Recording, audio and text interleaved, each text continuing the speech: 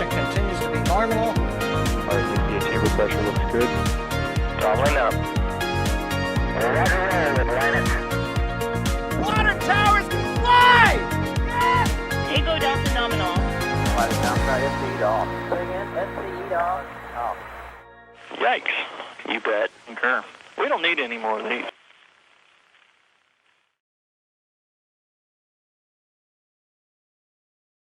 Good morning, everybody. Welcome to another live launch coverage here on NASA Spaceflight. You're looking live at Space Launch Complex 40 at the Cape Canaveral Space Force Station in Florida.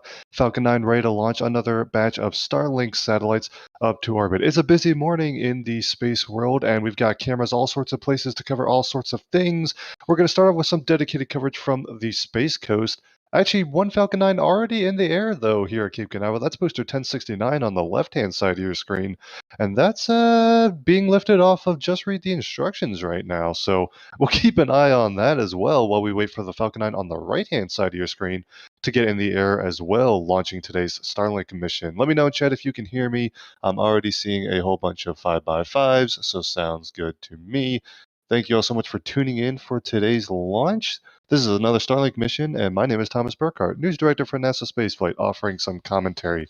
Won't be just me, of course. I'm going to go down the list of who else we have on comms. Here in the studio with me, not right next to me, different studio, but you know the drill. Alex is on comms today. Alex, how you doing today? I'm doing great. Just amazed by all the activity that SpaceX is having just today. It's crazy. It is very busy. I'm going to have to give a rundown of everything that's happening because it's not just the Falcon 9s in action today. But before we do that, I also want to introduce out in the field, bringing us that right-hand side camera view today, is Chris Gebhardt, Assistant Managing Editor for NASA Spaceflight. Chris, how you doing this morning? Doing absolutely wonderful. Happy to be here at the Rocket Ranch for a Starlink launch today. Sounds great. We've got some other folks on commentary as well out back in the studio helping us operate today and push all the buttons that bring all the different cameras of all the different things to you is John Galloway, better known as DOS. DOS, how you doing this morning? Hey, it's me. I'm here clicking on some buttons, so we will see all the interesting things going on. We've got the team out in full force because there are a lot of things to cover. Also out in the field today is Julia Bergeron for NASA Spaceflight. Julia, how's the weather looking, and what is it, a good morning to go to space? It looks like a good morning to go to space. To me, it is sunny out. For Florida, it's a little bit cool. I cannot say that there's a lot of big crowds, but that's not unexpected on a work day and a Starlink launch. So I'm out on US 1 and we'll see what we can see. All right. And last but not least, we have Michael Baylor in the background, pushing buttons, pulling levers, etc., also operating today's stream. So thank you, Michael, for your support. Thank you, everyone, for tuning in. As you can see, we got a range helicopter flying behind the Falcon 9 there. There we go. But you can also see some frost forming on the bottom of the Falcon 9 first stage, giving us that indicator that fueling is underway. It's been underway for a few minutes now, and SpaceX is into the propellant load sequence for today's Starlink mission. Today's launch is targeting a liftoff at 10:50 a.m. Eastern Time. That's 14:50 UTC. 54 Starlink satellites on board headed to Shell 4 of the Starlink constellation. And this is booster 1062 making its 10th flight. So a heavily reused booster. Don't think we have the exact word on the fairings, but I would imagine the fairings are likely also being reused. SpaceX using a lot of flight-proven hardware to up their Starlink launch cadence. And so, as Hey, always, Thomas. go ahead, Julia. You know that they did bring back 2 fairing halves from the last mission when they brought back 1069, and those flew 5 times as of this last mission. So All right. anybody's guess with these fairings, but they're definitely being reused. Sounds good. And so we got a lot of things to keep tabs on. Obviously, our near-term focus is going to be on this launch, although that Falcon 9 in port is also being raised off of the drone ship after completing the Hotbird 13F mission last week. And so that booster back in port and ready to be prepared for its next mission. But our eyes are going to be on this Falcon 9 about to get in the air in just under 27 minutes for today's Starlink launch. Also keeping an eye on Starbase, and I think you can expect some dedicated coverage later if Ship 24 gets another lift. But Ship 25 is being lifted onto the suborbital Pad A stand to begin its test campaign. So we got 2 different SpaceX vehicles under crane-assisted takeoffs right now. And, of course, we've got cameras pointed at all of them. and we'll see. I wonder. I would imagine that they're going to finish that lift before Falcon 9 lifts off, because otherwise that'd have to be a record of like 3 SpaceX vehicles in the air at once. But anyway, as always, we'll take some questions throughout the stream. So if you have any questions, tag us at NASA Spaceflight in chat, and we'll take as many of those as we can. But otherwise, Chris, want to give us just a brief rundown of the parameters of today's Starlink mission? I sure would, because it's a milestone, Thomas. I know that might come as a surprise to you with SpaceX here today, but we have a milestone for Starlink today. So this mission is the Starlink 4-36 mission.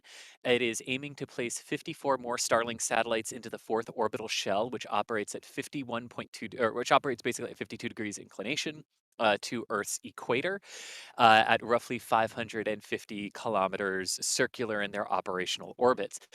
The addition of these 54 today will bring the total number of launched Starlink satellites to 3,505. So it will cross the 3,500 mark here today with this launch.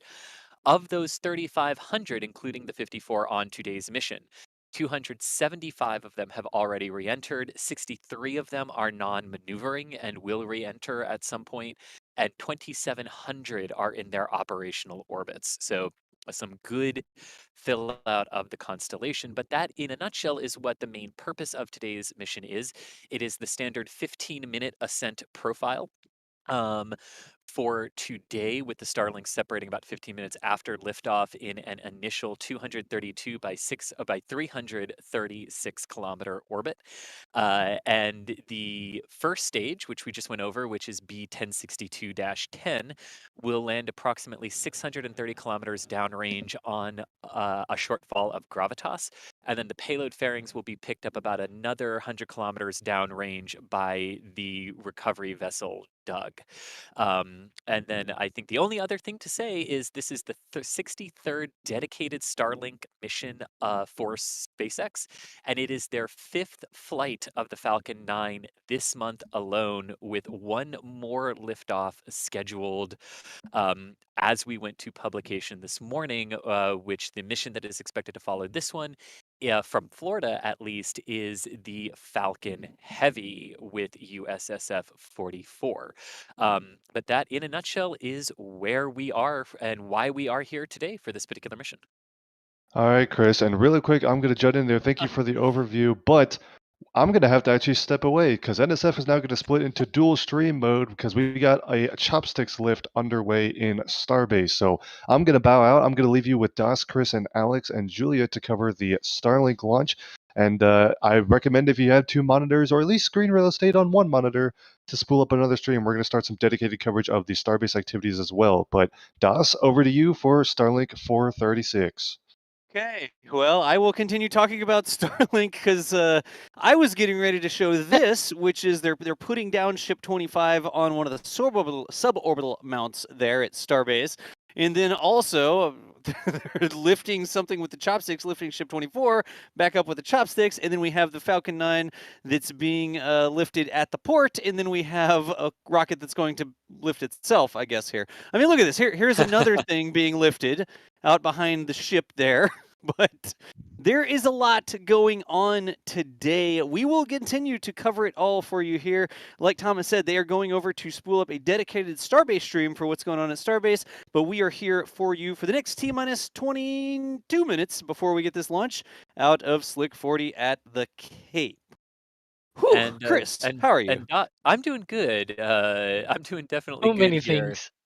And yeah, I mean, this is amazing, right? So many SpaceX vehicles in the air, another one about to be in the air, yet only one under its own power. So Right. lots of CATOs, right? Crane assisted takeoffs, as we've been Yeah, I guess calling it's them. either a crane assisted takeoff or a chopstick assisted takeoff. I guess it could be a Chato. Ooh, a Chato, I like that. Ah, see, like keeping the ball rolling with it. But There if you we are go. 22 minutes away from liftoff, that actually means that RP1 fueling into the second stage of Falcon 9 has wrapped up.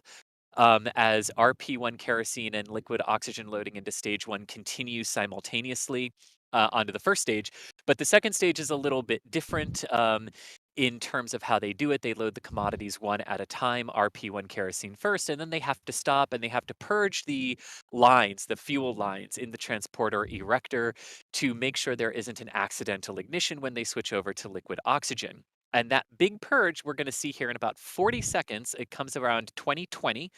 And that is the big T minus 20-minute vent, which purges the transporter erector and gets it all ready for the fueling of the liquid oxygen into stage 2, which will begin at T minus 16 minutes.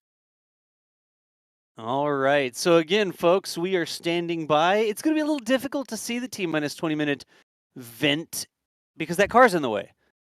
No, I'm kidding. Yeah, That car went by. The sky's a little it's not bit gray. it's not going to be in our way anymore. They just parked. Okay, good. So Chris, if you start to see that vent, let us know. There, I think that's it, isn't it? And that is most likely it. Yes, indeed. Yep. Okay. And I just heard a call out. Stage 2 RP1 load is complete.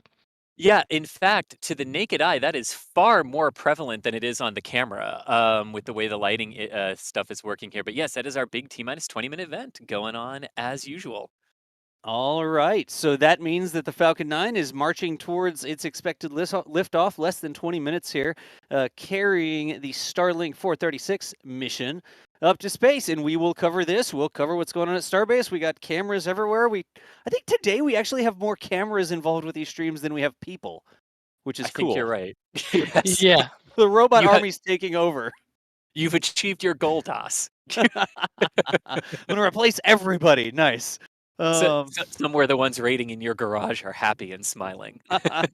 Hey, wait a Okay. minute, Das, didn't we reach the robot army birthday? I think that happened yesterday, didn't it? Fleet Cam, yeah. Fleet Cam was what, the 2-year anniversary of Fleet Cam? I Yes, it feel was. really guilty that I was at work and not at port celebrating. I am so sorry, Fleet Cam. I am so sorry.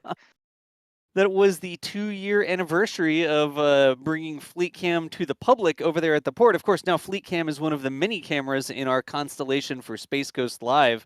But Fleet Cam proper, like the original NSF remote camera, has been running for more than 2 years. We ran it for a couple weeks before we made it public, but it's been public, that stream, for over 2 years now.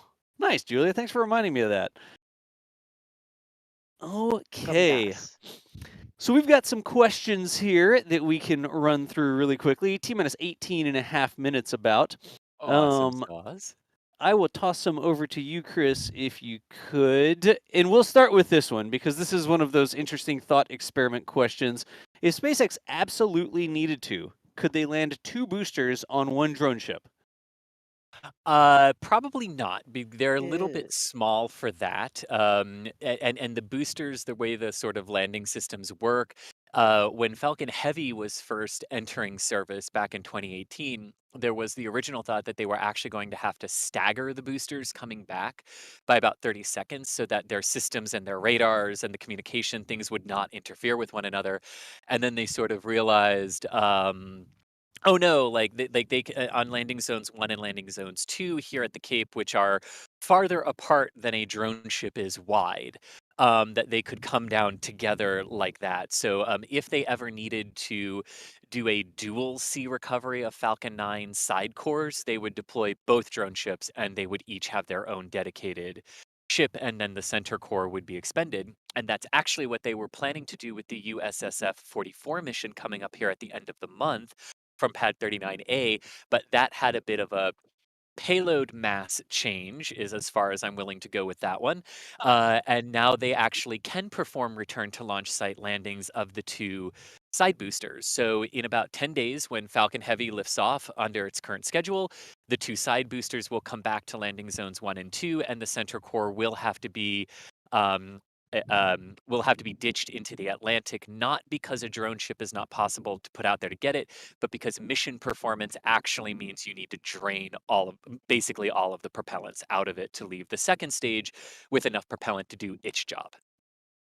Gotcha. So while it's maybe something that you could do in Kerbal Space Program, I've seen that done a couple times. Yes. Not something that they would try in real life. They do have 2 drone ships stationed over there on the East Coast, and if they needed to land 2 boosters, they would go for 2 drone ships instead of trying to cram 2 onto a single ship. It's an interesting question, but it seems It like is. something that it would be cool to see. I'll tell you that much. It really Hey, would, and something they had thought of. Yep. hey, Brett Person, thank you so much for joining the membership program, becoming a Capcom member. We appreciate the support there. The member program's a cool way to get behind the scenes content and access to our Discord. If you feel like chatting incessantly on the internet, there is a lot of chatting incessantly that happens in the Discord. Thank you so much for joining us there.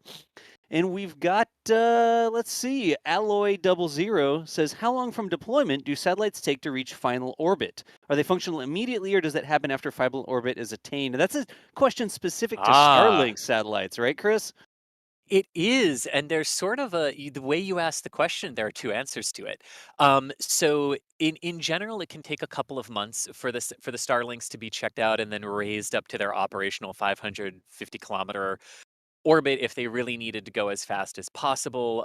Obviously, if this is about to break 3,500 and there are 2,700 of them in their operational orbits, it's not like they go all out, all out, all out, all out, but it does take a couple of months to raise them up to that operational orbit. However, when you say when do they become functional, they are technically functional as soon as they come off the top of the Falcon 9. Um, and they're technically functioning right now. Like if there was a dead one on board, they would know that already. And they would just accept launching 53 live ones and one not operational Starlink, but as far as we know, all 54 are operational. But they have actually launched before with non-operational Starlinks on board.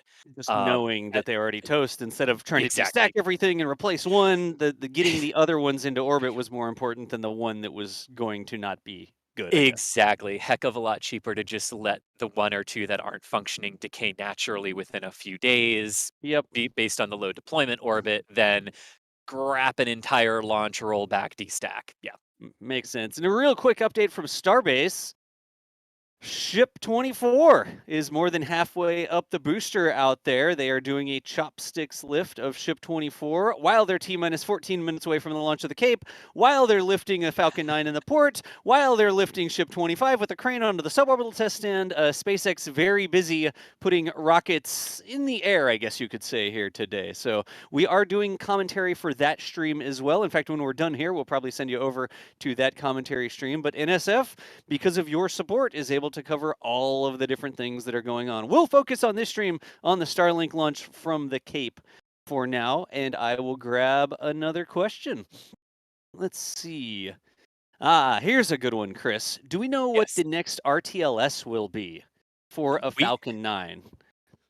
For a Falcon 9, I will need to actually look, but I can do you one better. What if you got 2 return to launch sites for the price of 1? There you go. The next return to launch site is Falcon I Heavy in 11 days. Falcon Heavy with USSF 44 is scheduled to launch classified mission for the U.S. Space Force on October 31st, and both of the side cores will perform dual return to launch site landings. So get ready for Falcon 9 landing Olympics. Yes. Nice. And that is coming up in just, I'm going to say a couple days. It's already October 20th. Good grief. Out there at the Cape. So if you're a fan of RTLS landings, be on the lookout for 2 of them to be coming back in for that Falcon Heavy launch. Let's see here. We're going to keep grabbing some other questions as well. Find one. We do a lot. Yeah, Chris, thank you so much. So Chris Watt with some kind words. You guys are amazing. We've done a lot of work to be prepared for stuff like this, and we've got the team to cover multiple things happening at the same time. So thank you so much. Again, we're able to do it because of your support. Yeah, and Chris, I'm just going to say it out loud. That looks better. Okay, thank you. Yes. Yeah, all right. We get a little bit more contrast on the rocket there. It's a little bit less washed out. Thank you for sorting the camera there. My pleasure. All right. Let's see. Everyone needs to see the cool rocket. Yes. I know, exactly, right? It's full-blown rocket mania today. Nice, Gonzalo. I'm just scrolling through questions here. Hazel, how many are... Oh, here's a good question. Chris, you had mentioned that there were like 3,500 Starlinks that had been launched. The question is, how many are still in orbit? Yes. So of Don't that expect you number, to know that off the top of your head. I do actually. If you include the 3,505 includes the 54 that are launching today, 275 have re-entered.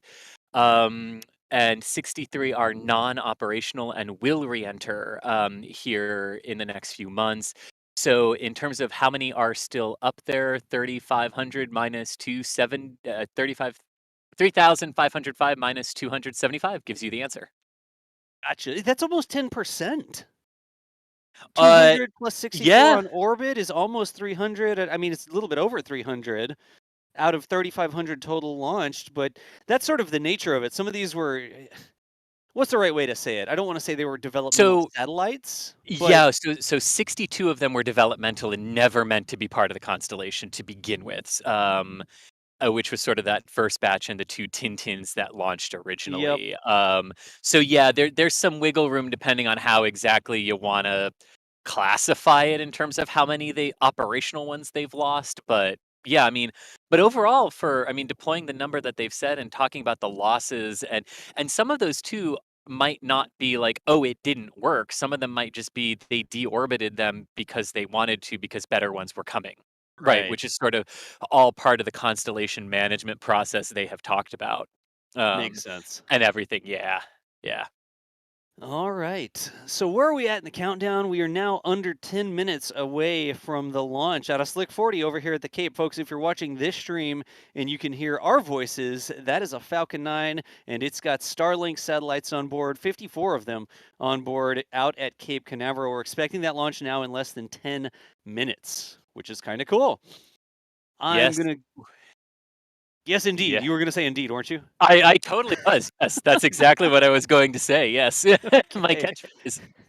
Hey, Michael Stein, thank you so much for the super chat. And then also Brian Blunt, thank you for becoming a PadRad member, joining the membership program there as well. Let's see here. Here is an interesting question. This is from Kev Newman. And Kev Newman is asking, when will the 2023 calendar be available in the NSF shop? And boy, do I have an answer for you. If you go to the NSF shop right now, Kev, shop.nasaspaceflight.com, you can find our NSF calendars for 2023 already available. We've just launched those, just like literally just now as we started the stream. And hello, people walking in front of our camera. That's all cool, whatever. But the calendars are available right now. And I say calendars, plural, multiple calendars, because we have 2 different style calendars for 2023. We've got the Starbase-centric calendar, which of course is a bunch of Starship program imagery coming out of Starbase from Nick and Mary and Jack and all of our photographers that have captured things out there. And if, I don't know, you got multiple rooms in your house and you need calendars in each, we also have a spaceflight calendar that is not just focused on Starbase or Starship. In fact, the cover of it there is that SRB test that Jack caught out in Utah. So both of those calendars are available right now if you want to pick one up. Remember, in order to do the shipping the best way possible, there are actually 2 different options. There's US-Canada calendar version for US-Canada shipping, and there's shipping to all other countries. So make sure you choose the correct one that you need in order to get it shipped your way. And if you are interested, but wait, there's more. Okay, anyways, Yes, there is exactly. actually a discount if you want to get both calendars. So the calendars are $40 each, but if you want to get one of each calendar, you can buy them both together for $20 off, and both calendars are $60 for the set of 2. The Starship calendar or Starbase calendar, you can see here. You can actually go to the site. You can see all the images and stuff. I mean, we got flyby images in the whole shooting match of things out there. And then we've also got the space flight calendar, which has more space flight generic things. Now, Chris, you may very well have to run up and tell that truck that they are in the Yep, shop. that's what I am going to go do right now. Okay. Yep. All right. So that is the spaceflight calendar. That is a great question there, Kev. Those 2023 calendars available right now, ready to be produced and shipped if you are interested in picking up one of them. Just go to shop.nasaspaceflight.com. Actually, I'm on a special page. Here is shop.nasaspaceflight.com, and you can see the headline right there is the 2023 calendars ready to go. Just click shop. It'll take you over to that page. But let's get... There's a reason I'm still on the calendars, y'all. People have sort of set up in front of our shot here, and they're just parked in the truck, like, watching. So that's why I still have it cropped like this. And I think Chris is walking up here at T-minus 6 minutes to ask that truck why they've driven off the road and parked in the grass. Not sure what the logo on the side says, so we should probably be careful about exactly what we say to these people. Anyways, we are now coming up just under 6 minutes for the launch at the Cape. Looks like we do have someone over telling them to back up because they're in the way. And then we're looking that way. Why are you on the grass? Anyways, I think that's going to be sorted here shortly. I love how it's like not a very big media day out there yet somehow. Look, the brake lights in the truck are on, so that's a good sign. Or the reverse lights, actually. There goes the truck. Windy day, too. Okay. Everybody breathe a sigh of Front row relief. seats. Yeah. Okay, Chris, we all good? We are good, yes. Well, thank you for sorting that. You never know. Nobody expects the truck to drive into your shot like that, but we got it sorted. We did. We should be good. Everyone knows they're going to, like, aside from the one person walking right now, the gap should be clear for liftoff, yes. I think next time we may have to go closer to that little rope so people can't get in front of us, I guess. We did. I literally thought it was going to be like 3 people here. So I prioritized the shot instead of proximity to the shot. So yes, now I know the lesson. Yes. Okay. Well, Chris, if you could give us a little bit of a recap here at T-minus 4 minutes, I've got to get some technical things done on my end if you could real quick. Yeah, of course. So we are here for the launch of the Falcon 9 rocket with 54 Starlink internet satellites here in just about 4.5 minutes. Right now, the first stage is in engine chill, thermally conditioning those 9 Merlin engines on the base of the Falcon 9 to get ready for ignition. The fueling is still ongoing at this point and will wrap up in about 2 minutes. Right now, we are also having the pre-pullback of the transporter erector to the 88.5 degree position. And then at T-minus 3 seconds, we will get ignition commanded of the 9 Merlin engines, followed by liftoff 3 seconds later at T0. Ultimate goal is to place 54 Starlink satellites into an initial deployment orbit 15 minutes after liftoff here today. The booster in question is B1062, making its 10th flight. This particular Falcon 9 booster has been responsible for 2 GPS-3 missions, 2 Crew Dragon flights, Nilesat 301, and 4 Starlink missions to date for its career. Bit of a milestone here today, too, as this will bring the total number of Starlink satellites launched to 3,505, completing SpaceX's desire to continue building out the Starlink constellation for internet access throughout the world. And with that, we've got about 3 minutes remaining at this point until we have a liftoff of the Falcon 9. You can see the transporter erector there has pulled back to its pre-launch position. At T0, it will throw back to the 45-degree position to protect itself for rapid turnaround for the next mission that will come off of this launch pad. And at T-minus 2 minutes, 39 seconds and counting, fueling at this point is beginning to wrap up. And we should see final closeouts and a final big purge of the Falcon 9 here ahead of our anticipated liftoff. All right, Chris. Well, thank you so much. And at T-minus 2 minutes, we will go ahead and bring our audio up from the field so we get those rocket rumbling noises. Interesting, there will be some people in the shot, it looks like here, folks out there at the press site watching the launch today. I guess it's not really a sense of scale. These people are miles away from the rocket. But anyways, just expect we may have some people walking over there. Hopefully they don't take a step to their left. But let's bring up that field microphone here. Chris, you good to go? I am good to go if I'm good to track, yeah. All right, good deal. Well, I will cut you loose until after the rumble fades, and we will listen into the rocket here now, 1 minute and 45 seconds away from launch. Sounds good. Enjoy, everyone. Nice. We actually got a little echo on Chris with the enjoy everyone there, but that is just fine. Big final purge happening on the Falcon 9. That is a normal thing that we expect to see during the launches. That is completely anticipated. And we are watching with multiple different cameras. A lot of clouds in the sky today here. If you look at the wider shot here, there are a lot of clouds in the sky. Honestly, a lot of people in the shot as well. Either the clouds or the people may impede our viewing ability today. But we are coming up. Okay. I don't know what we're going to be able to do here, Chris, but T-minus 60 seconds, and just anticipate this being a crowd shot with folks out there at the press site. Please don't stand right in front of the rocket. It's okay if you frame the rocket for us, but please don't block the exact shot. I think we're good. Coming up on T-minus 30 seconds here, folks. Everybody send good vibes to the folks that are out there enjoying the launch today, and hope that they stand exactly where they're standing right now for the next 20 seconds. Good grief.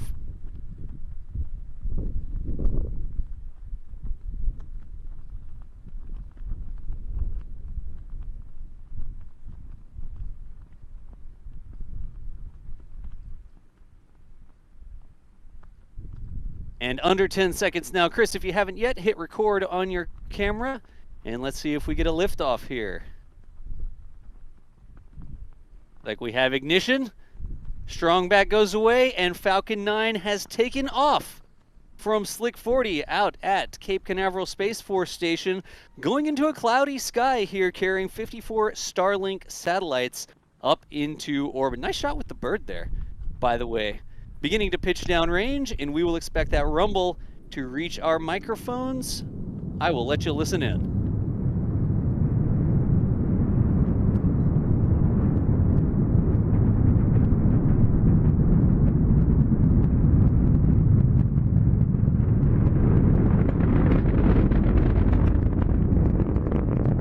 Already well into the clouds, it looks like.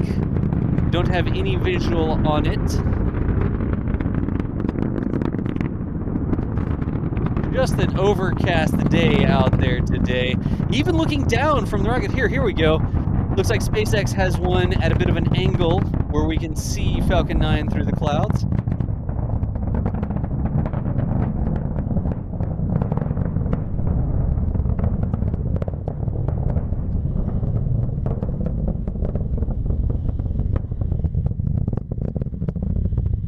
Vehicle now going through max Q. You can see that vapor trail starting to form behind it, and the rumble fading out from our microphone there.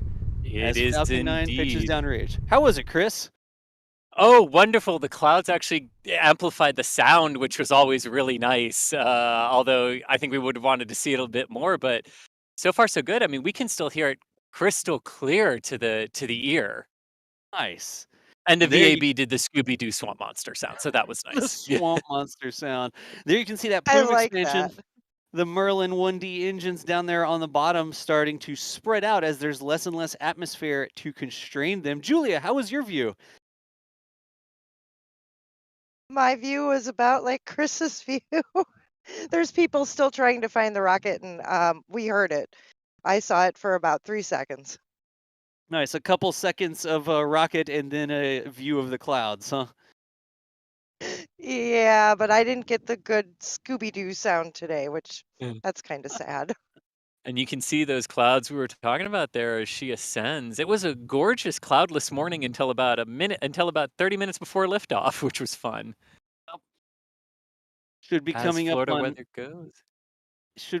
Miko and stage separation. There we go.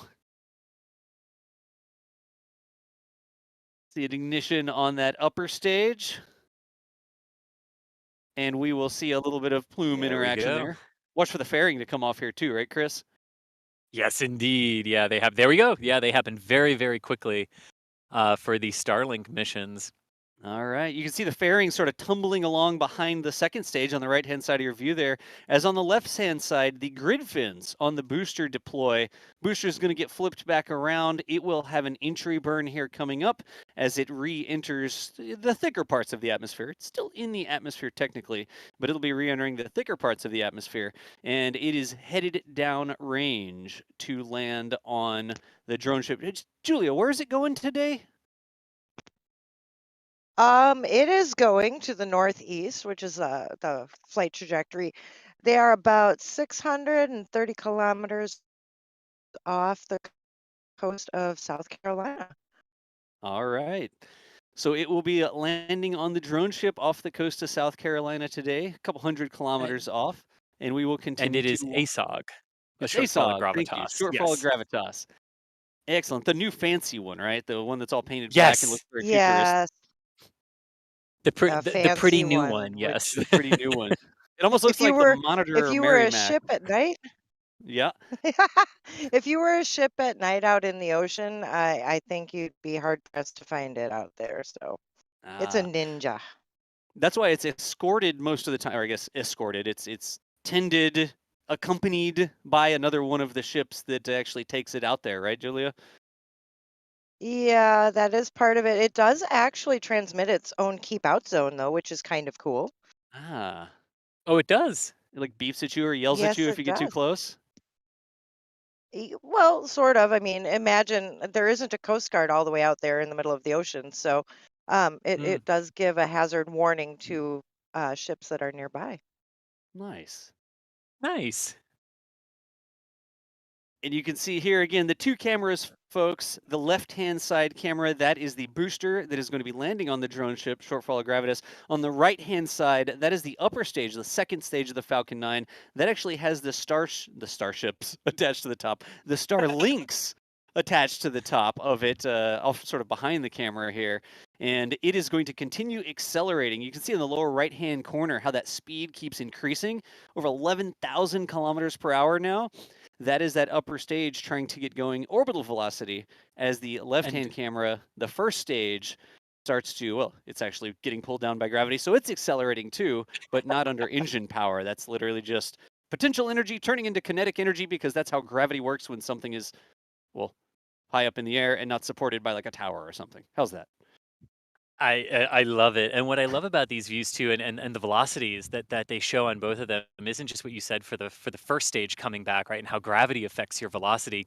It's how much of the velocity change for the orbital stage is done in the very, very, very final seconds of the flight. Because we're looking for a roughly 27,000 kilometers per hour for orbital velocity.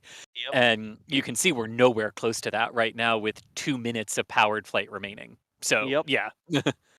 Absolutely. I mean, it's really cool. The thing to think about with orbits or trajectories is you've got two types of energy that you're dealing with. You've got your kinetic energy, which is motion, right? You've got potential energy, which well, there's lots of different potential energies. Rocket fuel is one way to store potential energy. Altitude is also another way to store potential energy. It's just energy that is not you moving, but can turn you into a movement, I guess you could say.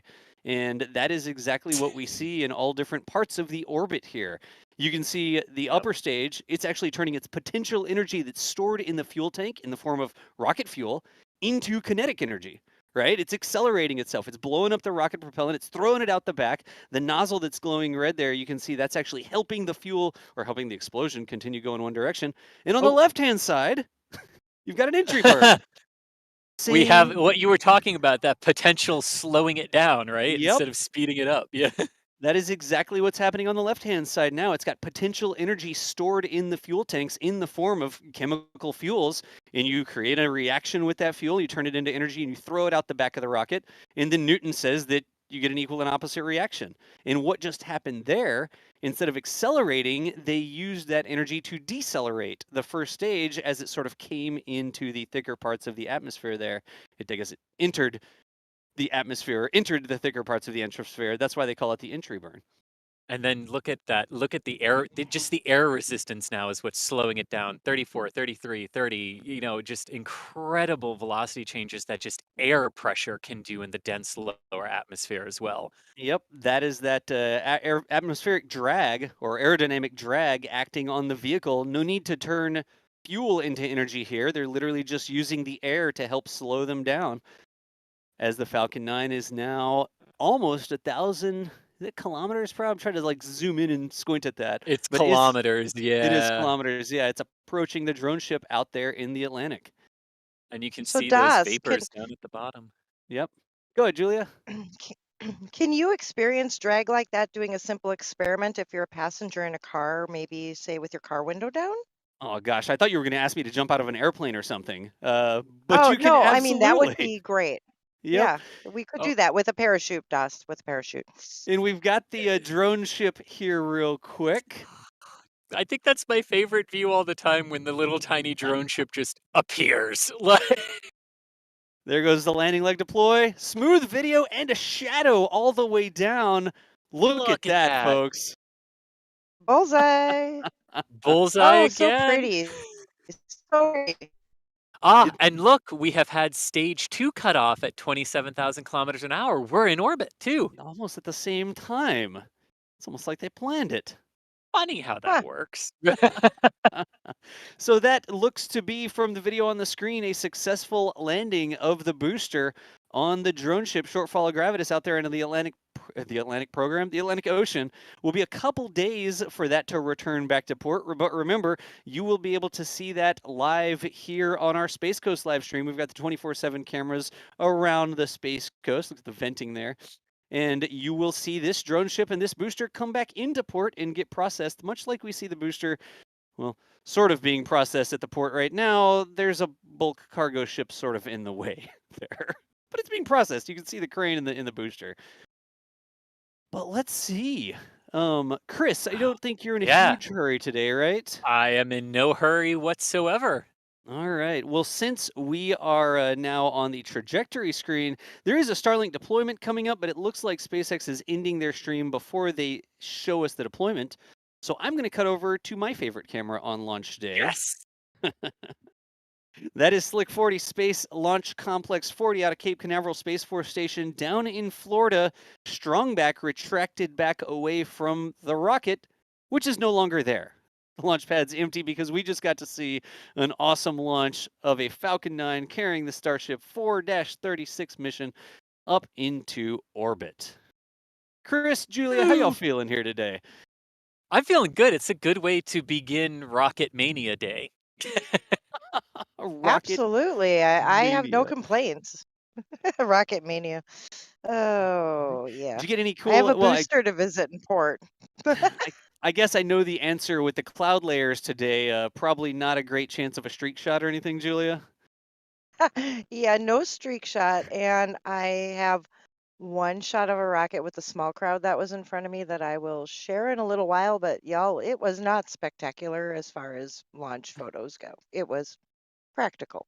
It was more of a visceral day where you get to experience it through sound and other senses besides sight, right?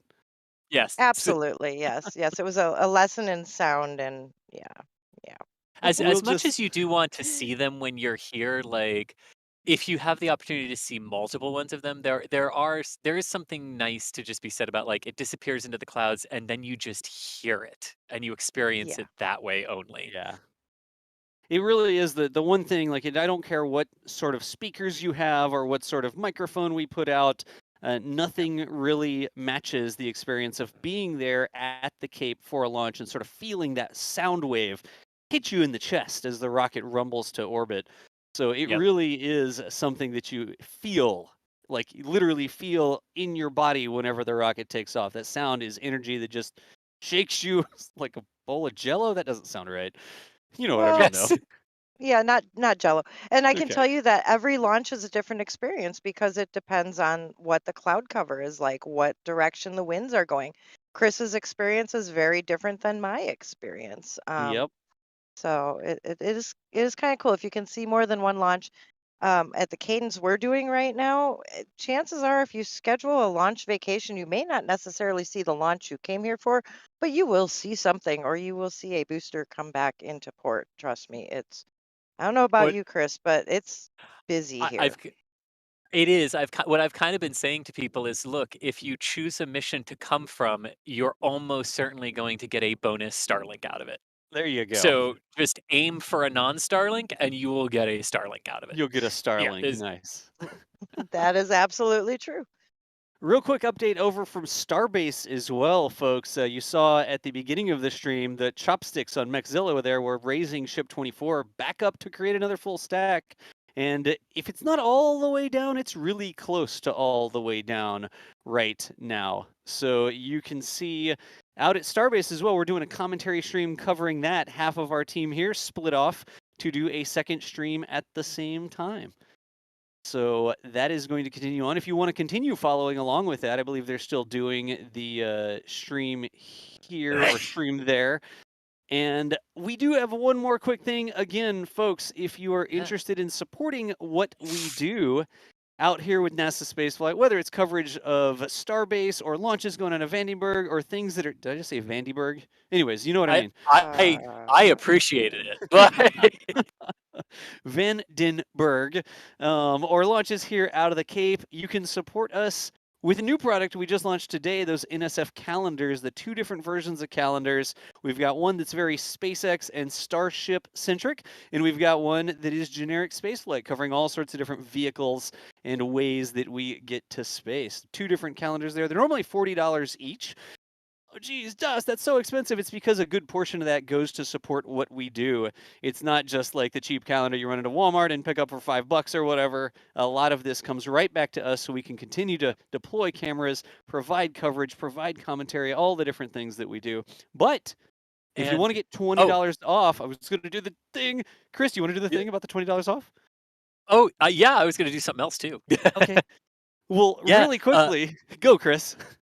Yeah, but if you want to get $20 off, you could buy both of them for the discounted bundle rate that we have going there as well. But also, important to note, shipping is free on the calendar. So what you see in that price includes shipping and handling and everything like that. So there's nothing that's going to be added on aside from the sales tax after that.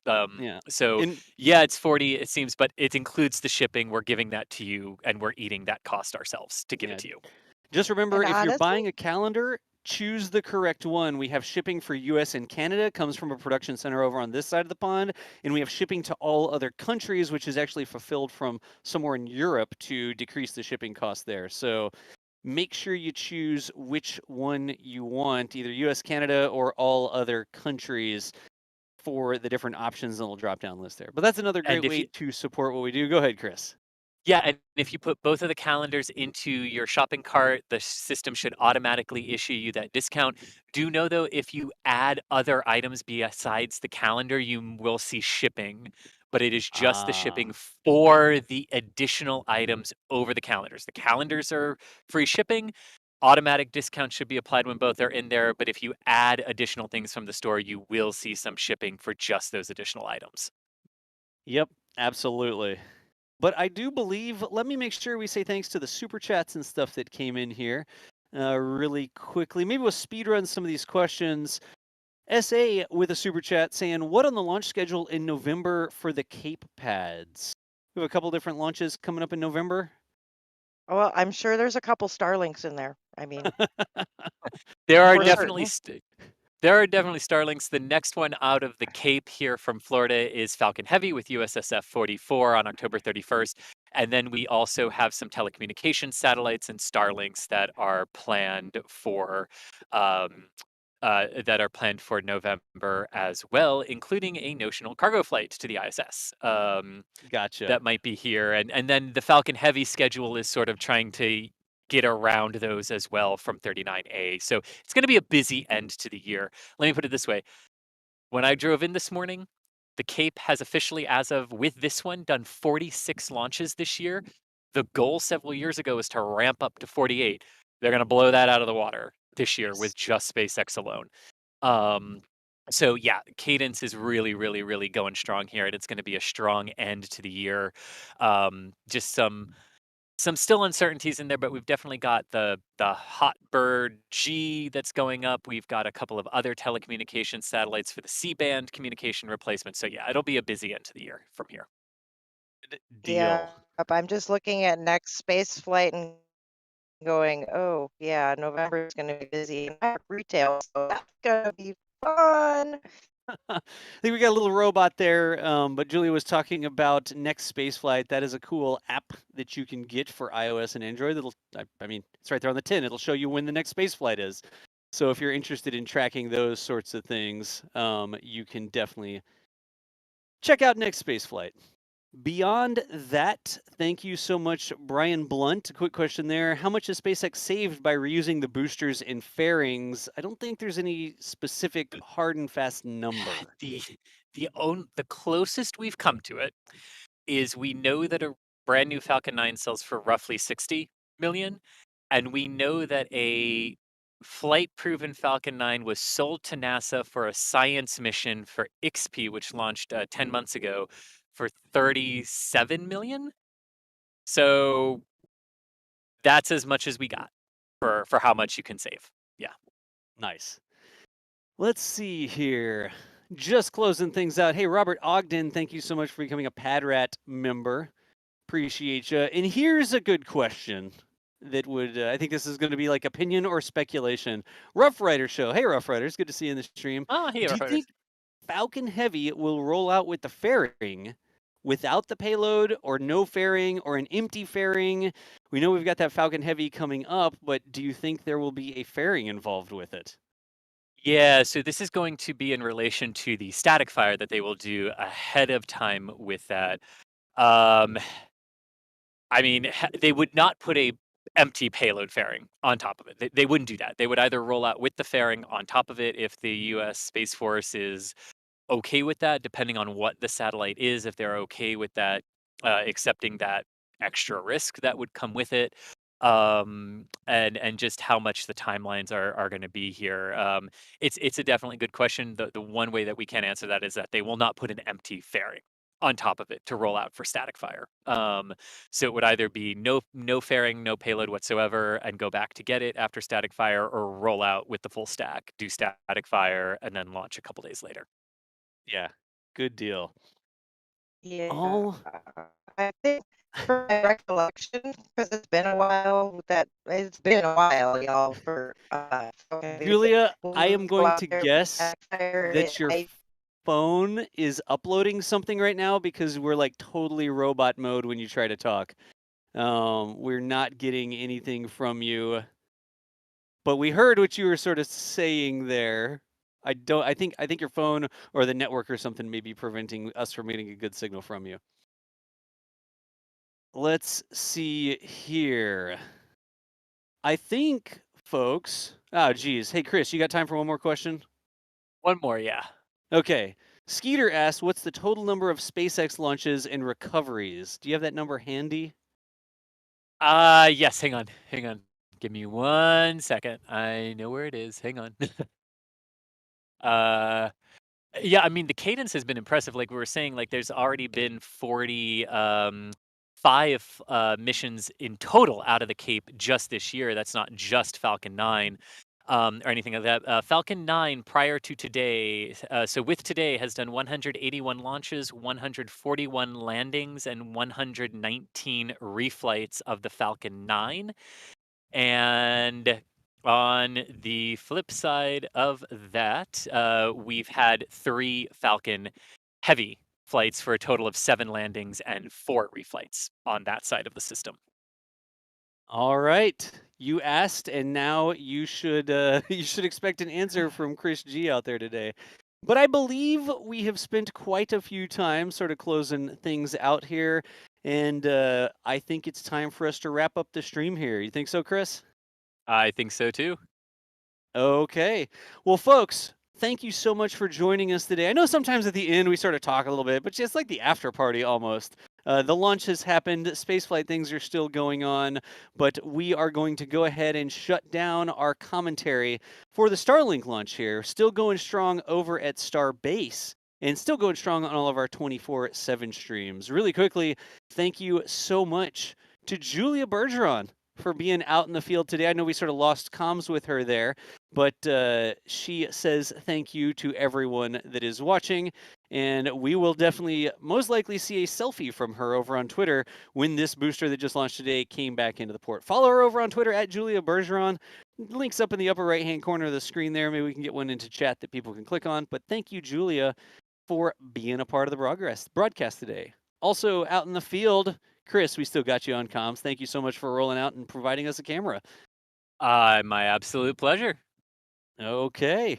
And lastly here, folks, my name is John Galloway. I will be shutting down the stream here. You don't have to go home. You can stay at any of our 24/7 streams. You're welcome to watch anytime.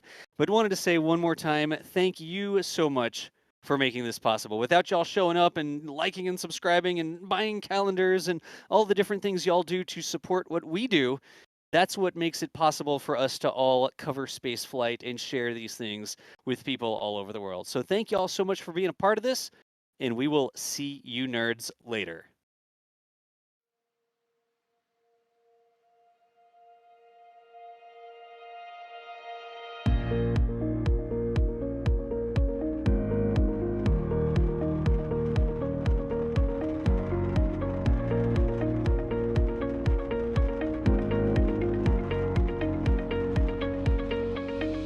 We have liftoff.